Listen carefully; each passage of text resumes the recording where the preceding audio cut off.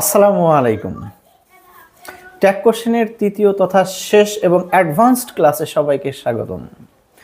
বিগত দুটি ক্লাস যারা অংশগ্রহণ করেছ তারা নিশ্চয়ই তোমাদের বিগত হোমওয়ার্কগুলো করেছো এবং সেটা কি করেছো আমাদের ফেসবুক গ্রুপে সাবমিট করেছো। আজকে যারা আমাকে নতুন শুনছো তারা খুব একটু মনোযোগ দিয়ে শুনবে, যেহেতু এটি থার্ড তথা অ্যাডভান্সড ক্লাস। যারা একটু স্লো লার্নার্স আছো তোমরা এই ক্লাসটা দেখার আগের দুইটা ক্লাস, যে দুটার লিঙ্ক আমি ডেসক্রিপশন বক্সে দিয়ে রাখবো এবং আই বাটনে দেওয়া থাকবে, সেখান থেকে দেখে তারপরে তুমি এই ক্লাসটা করবে, তাহলে তোমার জন্য একটু সহজ হবে। আর যারা অ্যাডভান্সড আছো তাদের জন্য অনেক ভালো হবে। তো আজকের ক্লাসটা খুবই ইন্টারেস্টিং এবং ইনফরমেটিভ হতে চলেছে। শুরুতেই আজকে আমরা আলোচনা করব যে বৃহৎ সাবজেক্ট। হ্যাঁ, শুরুতেই কি নিয়ে কথা বলবো?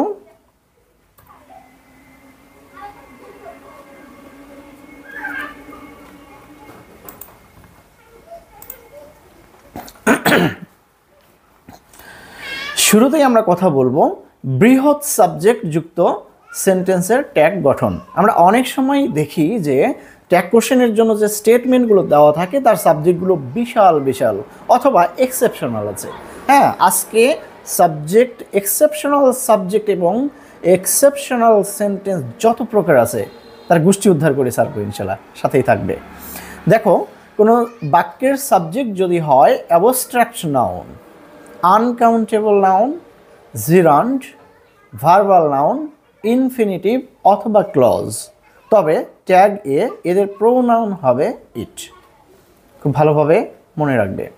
কিন্তু কোনো ফ্রেজ যদি সাবজেক্ট হয়ে থাকে তবে তার হেড ওয়ার্ড অনুসারে ট্যাগ এর প্রোনাউন ও ভার্ব বসবে। রুলটা শুনে তোমার কাছে কঠিন মনে হতে পারে, যখন এটা আমরা উদাহরণ দিয়ে ব্যাখ্যা দিয়ে এটাকে সহজ করে তুলব তখন দেখবে ইজি।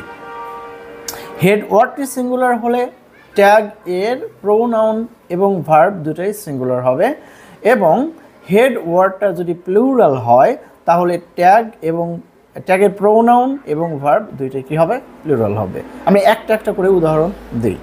দেখো, প্রথমটা বলা ছিল যে অ্যাবস্ট্রাক্ট নাউন যদি বাক্যের সাবজেক্ট হয় তাহলে তার প্রোনাউন কী হবে? ইট। অ্যাবস্ট্রাক্ট নাউন কোন জিনিস? বিমূর্ত নাউন, যে নামগুলোর উপস্থিতি আছে বাট দেখা যায় না, ধরা যায় না, ছোঁয়া যায় না, এইরকম।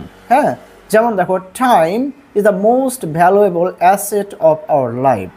এই বাক্যের সাবজেক্ট হচ্ছে টাইম, এটার উপস্থিতি আছে বাট কি, এটা ধরা যায় না, ছোঁয়া যায় না, দেখা যায় না, এটা হলো অ্যাবস্ট্রাক্ট নাউন। সো অ্যাবস্ট্রাক্ট নাউনের প্রোনাউন কি হবে? ইট। তাহলে ট্যাগ কোশ্চেনটা কি হবে? Isn't it. দ্বিতীয় বাক্যটা দেখো, sugar is called the white poison. এই বাক্যের সাবজেক্ট সুগার, এটি হলো একটা আনকাউন্টেবল নাউন। আনকাউন্টেবল নাউন কোনগুলো? যে নাউনগুলো কি করা যায় না, গণনা করা যায় না, কিন্তু পরিমাপ করা যায়, অর্থাৎ ছের দরে বা ওজনে পরিমাপ করা যায়। হ্যাঁ, এগুলোকে বলা হয় হচ্ছে আনকাউন্টেবল নাউন। তো সুগার আনকাউন্টেবল নাউন, এটার প্রোনাউন কি হবে? ইট। তাহলে ইজন্ট ইট। দেখো কি সহজ। তারপর একটা আছে walking is a very good exercise. এখানে খেয়াল করো, বাক্যের সাবজেক্ট হচ্ছে ওয়াকিং। আমরা জানি ওয়াক হলো একটা ভার্ব, কিন্তু সেই ভার্বের সাথে কি হয়েছে? আইএনজি যুক্ত হয়েছে। কোনো ভার্বের সাথে আইএনজি যুক্ত হয়ে যদি সেটা নাউনের মতো ব্যবহৃত হয় তাহলে তাকে বলা হয় হচ্ছে জেরান্ড।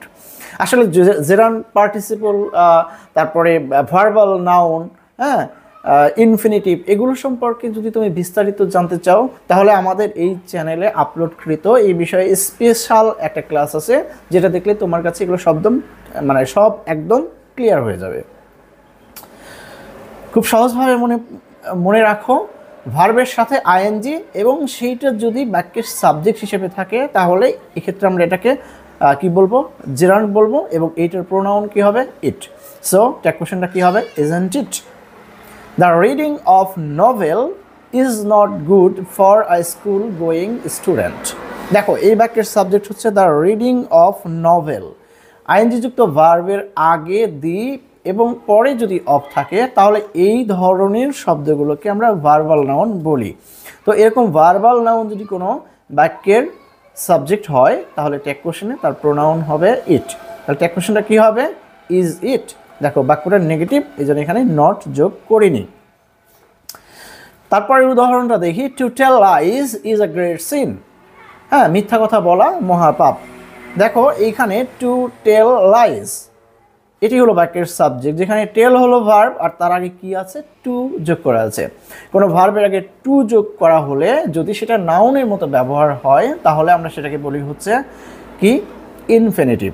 সো এটা হলো একটা ইনফিনিটিভ, সো এর প্রোনাউন হবে কি, ইট। তাহলে ইজন্ট ইট। এবং শেষে একটা কথা বলা ছিল যে অথবা ক্লজ।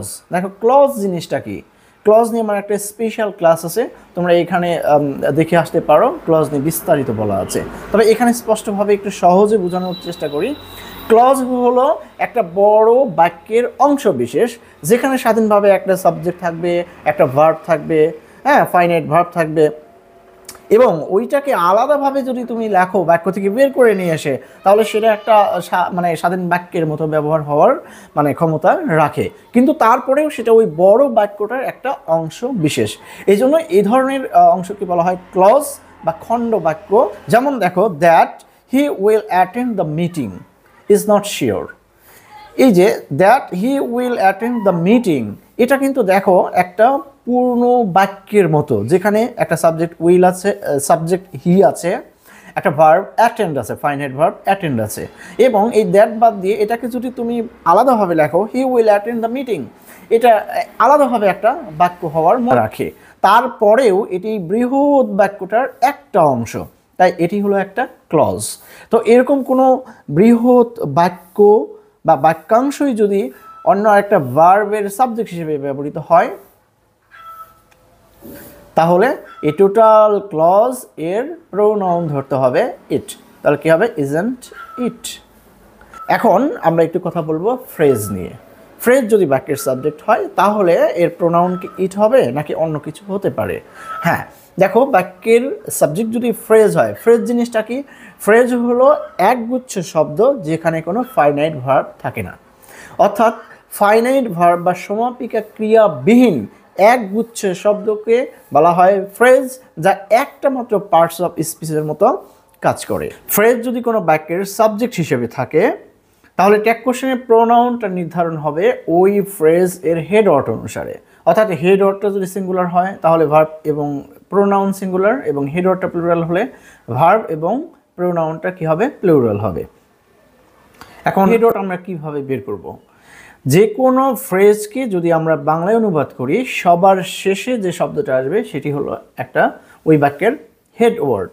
যেমন দেখো, the quality of the mangoes যদি আমরা অনুবাদ করি তাহলে অর্থ হয় আমগুলির গুণ, তাহলে শেষ শব্দটা হচ্ছে গুণ বা কোয়ালিটি। সো এটি হলো কি, এই বাক্যের হেড ওয়ার্ড। কোয়ালিটি, গুণ, এটি সিঙ্গুলার, সো এর প্রোনাউন হবে ইট, এবং এই বাক্যে ভার্বও হবে সিঙ্গুলার, কি হবে, ইজ। তার ট্যাগ কোশ্চেনটা হবে কি, isn't it. The cattle of his farm are organic. দেখো এই বাক্যে সাবজেক্ট হচ্ছে এই phrase, the cattle of his farm, তার খামারের গো মহিষাদি অর্থাৎ গবাদি পশু। তাহলে ক্যাটল হচ্ছে প্লুরাল নাম্বার, সো দেখে সিঙ্গুলার মনে হলেও আসলে এটা একটা প্লুরাল নাম্বার, এবং এর প্রোনাউন হবে দে, এবং সাহায্যকারী ভার্ব আর। তাহলে আরেন্ট দে। যারা এই নিয়মটা বুঝতে পেরেছ তারা এই হোমওয়ার্কটা করবে। দেখো এই নিয়ম থেকে অসংখ্যবার বোর্ডে প্রশ্ন হয়েছে, এবং তোমাদের যে হবে না তার কিন্তু কোনো নিশ্চয়তা নেই, তোমাদের হবে। এখন আমরা কথা বলবো কমপ্লেক্স সেন্টেন্সের ট্যাগ গঠন নিয়ে। আচ্ছা, আমরা কিসের ট্যাগ গঠন করব? কমপ্লেক্স সেন্টেন্সের ট্যাগ গঠন করব।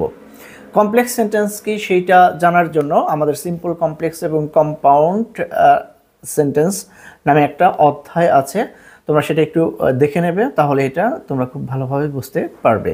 তারপরে বলি, কমপ্লেক্স সেন্টেন্স হলো যে বাক্যে একটি প্রিন্সিপাল ক্লজ এবং এক বা একাধিক সাবঅর্ডিনেট ক্লজ পরস্পর সাপেক্ষভাবে ব্যবহৃত হয়, সেই বাক্যকে বলা হয় হচ্ছে কমপ্লেক্স সেন্টেন্স। কমপ্লেক্স সেন্টেন্সে দুটি ক্লজ থাকে, একটা হচ্ছে প্রিন্সিপাল ক্লজ আর একটা হচ্ছে সাবঅর্ডিনেট ক্লজ। তো সাবঅর্ডিনেট ক্লজগুলিতে দেখবা সাবজেক্টের আগে একটা করে কনজাংশন আছে। তার মানে তুমি সহজভাবে মনে রাখো, সাবজেক্টের আগে যখন কনজাংশন থাকবে তাহলে ওই অংশটুকু হচ্ছে সাবঅর্ডিনেট ক্লজ, আর যে অংশে সাবজেক্টের আগে কোনো কনজাংশন নেই সেটাকে বলা হবে হচ্ছে প্রিন্সিপাল ক্লজ। যেমন দেখো, since the man is old, এখানে দ্য ম্যান সাবজেক্টের আগে সিন্স একটা কনজাংশন যুক্ত আছে, তাহলে since the man is old এটুকু হচ্ছে subordinate clause. He can't work এটুকু হচ্ছে প্রিন্সিপাল ক্লজ, কারণ কি এখানে হি এর আগে কোনো কনজাংশন নেই। তারপরে দেখো, I went to school when I was 6, এখানে দেখো দুটি বাক্যাংশ আছে, একটা হচ্ছে আই ওয়েন্ট টু স্কুল আর একটা হচ্ছে হোয়েন আই ওয়াজ 6। এখানে আই এবং ওয়েন্ট এটা দিয়ে একটা কি হয়েছে, বাক্য তৈরি হয়েছে। এখানে সাবজেক্ট আই এর আগে কোনো প্রকার কোনো কনজাংশন নেই, সো এই অংশটা হচ্ছে কি প্রিন্সিপাল ক্লজ। অপরদিকে এই যে আরেকটা সাবজেক্ট আছে পরের বাক্যাংশের আই এর আগে একটা কনজাংশন আছে ওয়েন, তাই এটি হলো একটা সাবঅর্ডিনেট ক্লজ। তো আমরা কমপ্লেক্স সেন্টেন্স সম্পর্কে মোটামুটি বুঝতে পারলাম যে কমপ্লেক্স সেন্টেন্সে দুটি ক্লজ থাকে, একটা হচ্ছে সাবঅর্ডিনেট ক্লজ আর একটা হচ্ছে প্রিন্সিপাল ক্লজ।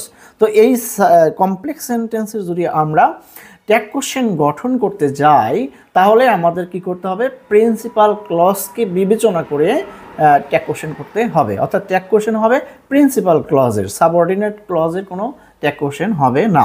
উদাহরণ দেখো, since the man is old he can't work, এখানে ট্যাগ কোশ্চেন করতে হবে এই বাক্যের হি কান্ট ওয়ার্ক, তাহলে ট্যাগ কোশ্চেনটা কি হবে, can he. I went to school when I was 6, তাহলে এখানে কি করতে হবে, এই যে I went to school, I went এইটুকুকে ধরে ট্যাগ কোশ্চেন করতে হবে। কি হবে, ওয়েন্ট হলো গো এর past form, so didn't I. এখন কিছু কিছু বাক্য আছে যেখানে আমরা দেখব যে আসলে মাঝখানে কোনো প্রকার কনজাংশন নেই বা সংযোজককারী কোনো শব্দ, সেটা হতে পারে কনজাংশন, রিলেটিভ প্রোনাউন অথবা রিলেটিভ অ্যাডভার্ব, কিছুই নেই, হ্যাঁ, কিন্তু দুইটা বাক্যাংশ পরপর আছে। সেক্ষেত্রে তোমাকে পরের ক্লজ বা খণ্ডবাক্য অনুসারে ট্যাগ কোশ্চেন করতে হবে। যেমন দেখো, I hope you will do better, এখানে আই হোপ এরপরে কমা দিয়েছে, তার মানে আমাদের ট্যাগ কোশ্চেন করতে হবে ইউ উইল ডু বেটার, এটুকুর ট্যাগ কোশ্চেনটা কী হবে, won't you. We think the man was honest, তাহলে ট্যাগ কোশ্চেন করতে হবে কোন অংশের, এই অংশের, the man was honest, wasn't he. আচ্ছা, অনেক সময় এই কমাটা নাও থাকতে পারে, হ্যাঁ, কমা ছাড়াও বাক্যগুলো থাকতে পারে, সেক্ষেত্রে আমাদের পরের অংশ অনুযায়ী ট্যাগ কোশ্চেন করতে হবে। একটা বিষয়ে কথা বলি, সেটা হলো অনেক গাইডে দেখা গেছে যে তারা উত্তর হিসেবে দ্যাটযুক্ত ক্লজগুলির ক্ষেত্রে দ্যাটের পরে যে ক্লজ আছে সেইটাকে ট্যাগ কোশ্চেন করেছে। অনেক ব্যাকরণবিদ বা গ্রামারিয়ান মনে করেন যে দ্যাটযুক্ত ক্লজের ক্ষেত্রে দ্যাটযুক্ত ক্লজেরও ট্যাগ কোশ্চেন করা যেতে পারে। এক্ষেত্রে বোর্ডের যারা বিশেষজ্ঞ আছেন তারা আসলে একটু সহজভাবে বিষয়টাকে নেন, অর্থাৎ এক্ষেত্রে প্রিন্সিপাল ক্লজ বা সাবঅর্ডিনেট ক্লজ উভয়টারই ট্যাগ কোশ্চেন তারা গ্রহণ করেন। তো চলো আমরা হোমওয়ার্ক করি। হোমওয়ার্ক আছে ময়মনসিংহ বোর্ড 2024-এর 9 নম্বর প্রশ্নের সি এবং ই, এভাবে যতগুলো আছে এগুলো তোমরা কি করবা, কমপ্লিট করবা। আমরা আলোচনা করব স্টেটমেন্টে ব্যবহৃত বিভিন্ন ধরনের সাবজেক্ট যাদের প্রোনাউন আসলে ছেলে হবে না মেয়ে হবে এরকম একটা বিষয়। যদিও এটা খুব একটা গুরুত্বপূর্ণ নয়, তবে বিভিন্ন টেস্ট পরীক্ষা সহ বিভিন্ন পরীক্ষায় দেখা গেছে যে এই নিয়ম থেকে অনেক প্রশ্ন দিয়ে থাকে। আমরা rule 11 some special pronounce for tag questions এর আলোকে বেশ কতগুলো পয়েন্ট ধরে ধরে আলোচনা করব। সবগুলো মূলত একটাই নিয়মের ভিন্ন ভিন্ন পয়েন্ট। পয়েন্ট 1 হলো masculine and feminine sense of nouns. দেখো, moon, earth, spring, autumn, nature, liberty, justice, mercy, hope, charity, love, যে কোনো দেশের নাম। তবে কিছু কিছু দেশ আছে যারা তাদের দেশকে পিতৃভূমি বলে, সেই বিষয়টা কিন্তু একটু ভিন্ন, যেমন জার্মানি। যানবাহনের নাম ইত্যাদি নাউনগুলো ফেমিনিন জেন্ডার বা স্ত্রী জন হিসেবে গণ্য, তাই এদের প্রোনাউন হবে শি, তবে ইট লিখলেও চলবে। এসব নাউন দ্বারা মহত্ব, সৌন্দর্য, কোমলতা এই সমস্ত নারী সুলভ গুণ প্রকাশিত হয়, অর্থাৎ মেয়েলি ধারণা জাগে। তাহলে আমরা দেখি, the Titanic lost all her crews and passengers on first voyage. এই বাক্যের সাবজেক্ট হচ্ছে দ্য টাইটানিক, এটা একটা যানবাহনের নাম। আমরা এইমাত্র জানলাম যানবাহনের নাম স্ত্রীলিঙ্গ হিসেবে কী করা হয়, বিবেচনা করা হয়। সো দ্য টাইটানিক এর প্রোনাউন হবে she, didn't she? The moon shines at night.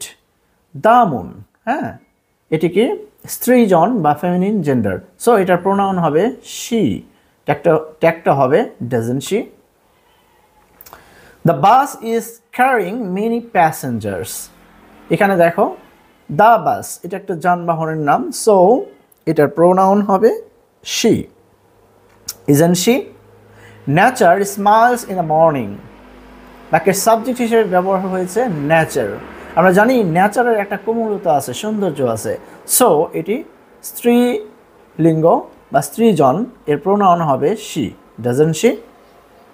আবার সান মানে সূর্য, সামার, উইন্টার, ফায়ার, ডেথ, যে কোনো প্রাকৃতিক দুর্যোগ যেমন storm, cyclone, flood, Sidr, earthquake ইত্যাদি নাউনগুলো ম্যাসকিউলিন জেন্ডার বা পুরুষ জন হিসেবে গণ্য, তাই এদের প্রোনাউন হবে হে, তবে ইট লিখলেও চলবে। যেমন the recent Sidr cost untold loss at Dublar Char. Didn't he? এখানে সাবজেক্ট হলো সিডর, তাহলে সিডর হচ্ছে একটা ন্যাচারাল ডিজাস্টার, সো তার প্রোনাউন হবে it. Death lays his icy hand on everybody. Doesn't he? এখানে ডেথ, এটাকে ম্যাসকিউলিন জেন্ডার ধরতে হবে।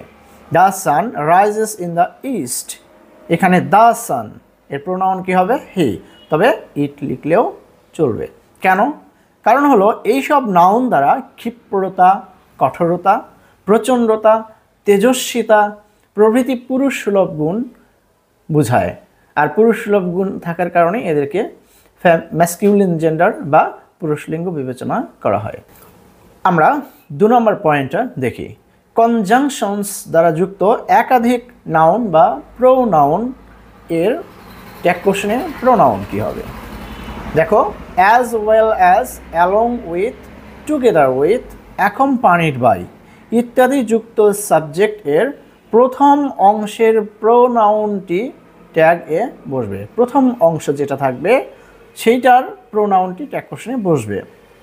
যেমন দেখো, হি as well as his brother came here, তাহলে কেম আছে, সো আমরা কি ব্যবহার করব, ডিডেন্ট। আর এই বাক্যের সাবজেক্ট যেহেতু অ্যাজ ওয়েল অ্যাজ দিয়ে যুক্ত, একটা হলো হি আর একটা হচ্ছে হিজ ব্রাদার, তো অ্যাজ ওয়েল অ্যাজের ক্ষেত্রে আগে যে মানে সাবজেক্টটা থাকবে, যে শব্দটা থাকবে, এইটার প্রোনাউন ট্যাগ কোশ্চেনে ব্যবহার করতে হবে। তাহলে ট্যাগ কোশ্চেনে আমরা ব্যবহার করব হি, ডিডেন্ট হি। অ্যান্ড দ্বারা যুক্ত একাধিক ওয়ার্ডকে সাধারণত প্লুরাল মনে করা হয়। অ্যান্ড দ্বারা যুক্ত একাধিক শব্দকে সাধারণভাবে বহুবচন মনে করা হয়, কিন্তু ওয়ার্ডগুলো যদি একই ব্যক্তি বা ভাবধারা বোঝায় তবে তা সিঙ্গুলার মনে করা হয়। যেমন fire and water do not agree. এখানে অ্যান্ড দ্বারা যুক্ত ফায়ার এবং ওয়াটার দুটি পৃথক শব্দকে আমরা প্লুরাল বিবেচনা করব এবং এর প্রোনাউন হবে দে। তার ট্যাগ কোশ্চেনটা কী হবে, টু দে। অপরপক্ষে bread and butter is his only breakfast. এখানে ব্রেড অ্যান্ড বাটার এই দুটো মিলে মূলত একটা ব্রেকফাস্টকে বোঝাচ্ছে। এটা পৃথক পৃথক শব্দ হলেও মূলত এটা মিলে একটা খাবারের নাম বোঝাচ্ছে, একটা ডিশের নাম বোঝাচ্ছে, ব্রেকফাস্ট। সো এটার প্রোনাউন আমরা ব্যবহার করব কি, ইট। এভাবে আরও আছে, যেমন slow and steady wins the race. হ্যাঁ, তাহলে এটা কি হবে, ডাজন্ট হি। অ্যান্ড দ্বারা যুক্ত দুইটি পার্সন এর পূর্বেই যদি আর্টিকেল থাকে তাহলে পৃথক দুইজনকে বোঝায়, কিন্তু শুধু প্রথমটির পূর্বে যদি আর্টিকেল থাকে তাহলে সেটা একজনকেই বোঝায়, অর্থাৎ ওটি একই জনের দুটি পরিচয়। যেমন দেখো, the captain and the adjutant have arrived.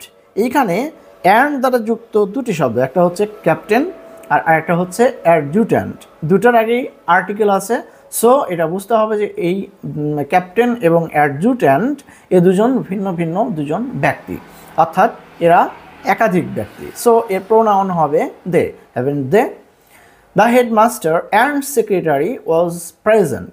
এখানে দেখো অ্যান্ড দ্বারা যুক্ত দুটি শব্দ, একটা হচ্ছে হেডমাস্টার, একটা হচ্ছে সেক্রেটারি।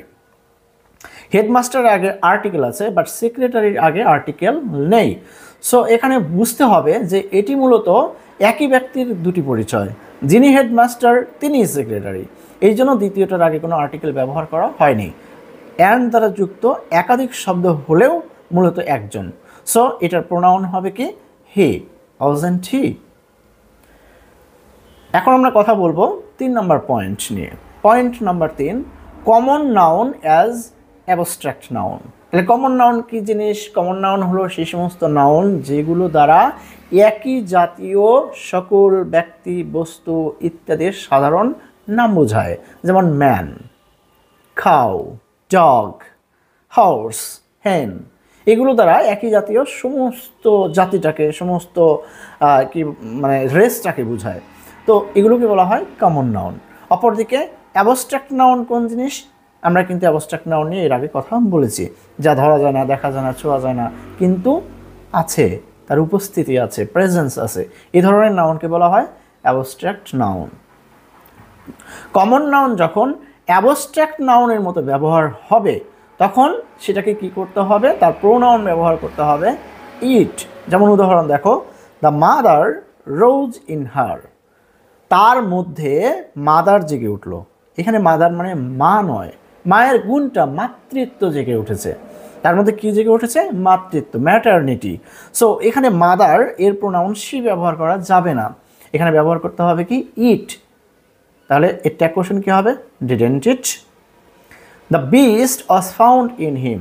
তার মধ্যে বিস্ট পাওয়া গেছে। তাহলে এই বিস্ট মানে আসলে পশু, কিন্তু এইখানে বিস্ট অর্থ হচ্ছে পশুর যে গুণটা, পাশবিকতা, এইটা পাওয়া গেছে। সো এখানে বিস্ট আসলে কমন নাউন হলেও এইখানে অ্যাবস্ট্রাক্ট নাউন হিসেবে ব্যবহার হয়েছে, একটা গুণ হিসেবে ব্যবহার হয়েছে। সো এইটার প্রোনাউন হবে কি ইট, ওয়াজন্ট ইট। তোমরা যদি এটা বুঝে থাকো তাহলে এই নিয়ম অনুসারে হোমওয়ার্ক দেওয়া আছে, তোমরা এই হোমওয়ার্কগুলো করবে। Point number 4, adjective as plural common noun. Adjective কি? অ্যাডজেক্টিভ হলো এমন কতগুলো শব্দ যা কোনো নাউন অথবা নাউনের সমজাতীয় শব্দের দোষ, গুণ, সংখ্যা, পরিমাণ, অবস্থা, নির্দিষ্টতা, অনির্দিষ্টতা ইত্যাদি বুঝিয়ে থাকে। এই ধরনের শব্দগুলোকে বলা হয় অ্যাডজেক্টিভ। তো এই অ্যাডজেক্টিভগুলো যখন বাক্যে সাবজেক্ট হিসেবে ব্যবহৃত হয়, যেমন দেখো দ্য কি পোর, রিচ, পায়াস, এগুলো কিন্তু দোষ অথবা গুণ ইত্যাদি প্রকাশ করে। তো যখন অ্যাডজেক্টিভের পূর্বে দি যুক্ত হয়ে বাক্যে সাবজেক্ট হিসেবে ব্যবহৃত হবে তখন তা প্লুরাল কমন নাউন এবং তার প্রোনাউন হবে দে। প্লুরাল কমন নাউনের প্রোনাউন কি হবে? দে হবে। উদাহরণ দেখো, the poor are born to suffer. এখানে পোর হলো অ্যাডজেক্টিভ, কিন্তু তার আগে দি ব্যবহার হয়েছে এবং সেটা সাবজেক্ট হিসেবে ব্যবহৃত হয়েছে।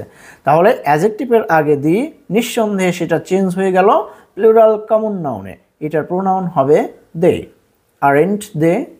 The rich are not always happy. Are they? এখানে দ্য রিচ এর প্রোনাউন হবে they. The pious are happy. ধার্মিকেরা সুখী। দ্য পায়াস, পায়াস মূলত অ্যাডজেক্টিভ, তার আগে দি ব্যবহার করার কারণে এটি প্লুরাল কমন নাউন হয়ে গেছে এবং এর প্রোনাউন হবে দে। এখন আমরা রিয়াল কোশ্চেন সলভ করব। দেখো, ঢাকা বোর্ড 23-এর বি নাম্বার এবং জি নাম্বার এসেছে, সিলেট বোর্ড 23-এর এফ নাম্বার, এভাবে আরও কিছু বোর্ডে এসেছে, তোমরা এগুলো সলভ করবে। এবার আসি point 5, pronoun used as noun. Pronoun এবং নাউন এটা কিন্তু তোমরা সবাই জানো, একদম বেসিক লেভেলের একটা আইডিয়া, তারপরেও আমি স্লো লার্নার্সদের জন্য একটু বলছি। নাউন হলো নামবাচক শব্দ যা দ্বারা যে কোনো কিছুর নাম বোঝায়, হতে পারে ব্যক্তি, বস্তু, স্থান, দোষ, গুণ, অবস্থা, যে কোনো কিছুর নাম। হ্যাঁ, নামকে বলা হবে নাউন। আর প্রোনাউন হলো নামের পরিবর্তে ব্যবহৃত যে সমস্ত শব্দ, সেগুলোকে বলা হয় প্রোনাউন। যেমন আই, আই মানে আমি। দেখো, আই কিন্তু কোনো নাম না, আমার একটা নাম আছে, কিন্তু আমাকে বোঝানোর জন্য আমি কি ব্যবহার করছি? আই। একইভাবে ইউ, তোমার কিন্তু একটা নাম আছে, কিন্তু তোমাকে বোঝানোর জন্য তোমার নামের পরিবর্তে ব্যবহার করছি ইউ। এই যে I, you, he, she, it, they, we, হ্যাঁ, এগুলোকে বলা হয় হচ্ছে প্রোনাউন। তো বুঝতে পেরেছি, প্রোনাউন অনেক সময় বাক্যে নাউনের মতো, অর্থাৎ একটা নাম হিসেবে ব্যবহৃত হয়, তখন তার প্রোনাউন হবে ইট। অর্থাৎ প্রোনাউনের প্রোনাউনের ট্যাগ কোশ্চেনের সাবজেক্ট রূপ হবে ইট। বিশেষ দ্রষ্টব্য, এসব ক্ষেত্রে অনেক সময় প্রোনাউনটি ইনভার্টেড কমা এর মধ্যে লেখা থাকে, অথবা লক্ষ্য করবে যে প্রোনাউনটি যে ভার্বটিকে স্বাভাবিকভাবে গ্রহণ করে তার পরিবর্তে অন্য ভার্ব গ্রহণ করেছে। একটু উদাহরণ দেখা যাক। I is a personal pronoun. দেখো, আমরা কিন্তু জানি আয়ের পরে এম হয়, কিন্তু এখানে কি হয়েছে? ইজ ব্যবহার হয়েছে। তার মানে এইখানে আই দ্বারা আমি বুঝায় নাই, বলা হয়েছে আই হচ্ছে একটা ওয়ার্ড যেটা কি পার্সোনাল প্রোনাউন। সো এখানে আইটা নাউনের মতো ব্যবহার হয়েছে, সো এটার প্রোনাউন হবে ইট, এখানে কিন্তু আই হবে না। Those is a demonstrative pronoun. দেখো, দোজ এটা কিন্তু প্লুরাল নাম্বার, এরপরে আর হওয়ার কথা নর্মালি, কিন্তু এখানে দোজ একটা নামের মতো ব্যবহার হয়েছে, যে দোজ ওয়ার্ডটা হলো একটা ডেমনস্ট্রেটিভ প্রোনাউন। সো দোজ এর মানে ট্যাগ কোশ্চেনের সাবজেক্ট রূপ হবে it. We is a first person plural number. দেখো, উই এর পরে সাধারণত কি হয়? আর হয়, কিন্তু এখানে কি আছে? ইজ, কারণ এখানে উইটা হলো একটা নাম হিসেবে ব্যবহার হয়েছে, যে উই শব্দটা এটা কি first person plural number. So উইকে একটা নাম কল্পনা করে কি করতে হবে? তার প্রোনাউন ব্যবহার করতে হবে ইট। ট্যাগ কোশ্চেনটা হবে কি? ইজন্ট ইট। দেখো, সিলেট বোর্ড 2023-এর সি নম্বর প্রশ্নে প্র্যাকটিস করো। এখন আমরা কথা বলবো point number 6, this, that, one, these, those, এগুলো যদি সাবজেক্ট হিসেবে বাক্যে থাকে তাহলে ট্যাগ কোশ্চেনের সাবজেক্ট কি হবে? This, that, one, these, those ইত্যাদি প্রোনাউনগুলোর পরের অর্থটা অনুযায়ী, হ্যাঁ, এই প্রোনাউনগুলোর পরের অর্থটি অনুসারে সাধারণত ট্যাগে প্রোনাউনটা নির্ধারিত হয়। যেমন দেখো, that man is so handsome. এখানে দ্যাটের পরে যে শব্দটা আছে সেটাকে আমাদের চিন্তা করতে হবে ম্যান, তাহলে ম্যানের প্রোনাউন কি? হি। ট্যাগ কোশ্চেনে প্রোনাউন হবে হি। একইভাবে দোজ বুকস আরন্ট বোরিং। এখানে দোজের পরে কি আছে? বুকস। দোজের পরের ওয়ার্ডটা আমরা চিন্তা করব বুকস, এটা বহুবচন, এর প্রোনাউন হবে দে, তাহলে কি হবে? আর দে। কিন্তু একক শব্দ হিসেবে, অর্থাৎ শুধুমাত্র দিস, দ্যাট এগুলো যদি বাক্যে সাবজেক্ট হিসেবে ব্যবহৃত হয় তাহলে ট্যাগে এদের প্রোনাউন হবে ইট, এবং দিস অথবা দোজ এগুলি যদি বাক্যে সাবজেক্ট হিসেবে ব্যবহৃত হয় তাহলে ট্যাগ কোশ্চেনে এদের প্রোনাউন হবে দে। অপরদিকে ওয়ান যদি বাক্যের সাবজেক্ট হয় তাহলে অনের পরিবর্তে অনই ব্যবহার করা যায়, অথবা অনের পরিবর্তে দেও লেখা যায়, উভয়টাই লেখা যায়। যেমন দেখো, দ্যাট ইজ আ স্ট্রেঞ্জ বুক। দেখো, এইখানে দ্যাট ভিন্ন আর কোনো শব্দ নেই, অর্থাৎ এককভাবে দ্যাটই হলো এই বাক্যের সাবজেক্ট। তাহলে দ্যাটের প্রোনাউন কি হবে, বা ট্যাগ কোশ্চেনের সাবজেক্ট রূপ হবে it. Those are your shoes aren't they. Those এককভাবে সাবজেক্টের স্থানে আছে, সো এর প্রোনাউন হবে they. One should do one's duty. One থাকলে কি হবে? ওয়ান অথবা দে, তাহলে শুডন্ট অন অথবা শুডন্ট দে। চলো হোমওয়ার্ক করা যাক। কুমিল্লা বোর্ড 2022-এর B number. Rule 12, optative sentence and some exceptional sentences. Verb এর পরে অবজেক্ট এ ইউ থাকলে তার ট্যাগ হবে ডোন্ট আই বা ডোন্ট উই, কারণ ভার্ব প্লাস ইউ হলে বাক্যটি আসলে অ্যাসার্টিভ সেন্টেন্স হয়ে যায়, যার সাবজেক্ট হয় আই অথবা উই। যেমন, wish you a happy life. দেখো এখানে আসলে পূর্ণ বাক্যটা হচ্ছে we wish you a happy life অথবা I wish you a happy life. তাহলে কে উইশ করছে, আই অথবা উই। উইশ হলো এখানে মূল ভার্ব। তাহলে ট্যাগ কোশ্চেনটা কী হবে, ডোন্ট আই অথবা ডোন্ট উই। থ্যাংক ইউ কী হবে, ডোন্ট আই, অথবা যদি উই লেখো তাও কিন্তু কারেক্ট হবে।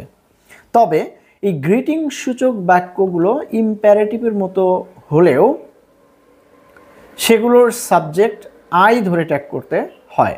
যেমন দেখো হ্যাপি নিউ ইয়ার, তাহলে কী হবে, don't I. Good morning, don't I. আসলে এই ধরনের বাক্যগুলি ট্যাগ কোশ্চেন না করাই ভালো। যদিও মানে এটা আমাদের প্রশ্নকর্তারা করেন, অনেক শিক্ষক টেস্ট পরীক্ষার প্রশ্নে দেন। আসলে ট্যাগ কোশ্চেন কিন্তু সংজ্ঞাতেই ক্লিয়ার যে কোনো স্টেটমেন্টের অ্যাফার্মেশন নেওয়ার জন্য অথবা কোনো কাউকে চ্যালেঞ্জ করার জন্য ট্যাগ কোশ্চেন ব্যবহার হয়। আচ্ছা বলো তো এই যে হ্যাপি নিউ ইয়ার, হ্যাঁ শুভ নববর্ষ বা তোমার নববর্ষটা নতুন বছরটা শুভ হোক, এটা একটা শুভ কামনা। এরপরে কি আমরা বলতে পারি ডোন্ট আই, হ্যাঁ আমি দেবো কি? তাহলে কি তুমি সেই শুভ নববর্ষের কথাটা গ্রহণ করবে? আমি যদি তোমাকে বলি থ্যাংক ইউ, ডু আই, মানে তোমাকে ধন্যবাদ দেবো কি আমি, বা আমি দেবো কি? তাহলে তোমাকে ধন্যবাদ দেওয়ার পরে যদি আমি জিজ্ঞাসা করি যে ডু আই, হ্যাঁ তাহলে কেমন শোনা যায় না? জিনিসটা আসলে বিবেচনার বিষয়। অর্থাৎ তো যা হোক, যেহেতু পরীক্ষাতে আসে তোমরা এভাবে অ্যান্সার করবে। অনেক সময় পূর্ণাঙ্গ বাক্যের পরিবর্তে বাক্যের অংশ বিশেষ অথবা শুধু একটি ওয়ার্ড বা এক্সপ্রেশন দেওয়া থাকে। এক্ষেত্রে পূর্ণাঙ্গ বাক্যটা চিন্তা করেই বাক্যটির ট্যাগ কোশ্চেন তৈরি করতে হবে। যেমন দেখো গ্রেট নেচার, আসলে পূর্ণাঙ্গ বাক্যটা হলো ইট ইজ গ্রেট নেচার, তাহলে কি হবে, ইজন্ট ইট। সারপ্রাইজিং, আসলে বাক্যটা ছিল it is surprising, tag question কি হবে, ইজন্ট ইট। ওয়েলকাম, অ্যাকচুয়ালি পূর্ণ বাক্যটা হচ্ছে ইউ আর ওয়েলকাম, তাহলে কি হবে, আরন্ট ইউ। এরপর দেখো হু দ্বারা শুরু ইন্টারোগেটিভ বাক্যকে অ্যাসার্টিভ সেন্টেন্সে পরিবর্তন করে তারপরে তার ট্যাগ করতে হয়। দেখো ইন্টারোগেটিভ সেন্সে কতগুলো কথা বলা হয়, যদিও সেগুলো অ্যাসার্টিভের মতোই ব্যবহৃত হয়। যেমন হু কেয়ার্স, আরে কে গ্রাহ্য করে। আসলে এখানে কিন্তু প্রশ্ন করা হয়নি, একটা এক্সপ্রেশন প্রকাশ করেছে। তো এই ধরনের ইন্টারোগেটিভ সেন্টেন্সকে কি করতে হবে, এটাকে আসলে অ্যাসার্টিভে পরিবর্তন করে তারপর তার ট্যাগ কোশ্চেন করতে হবে।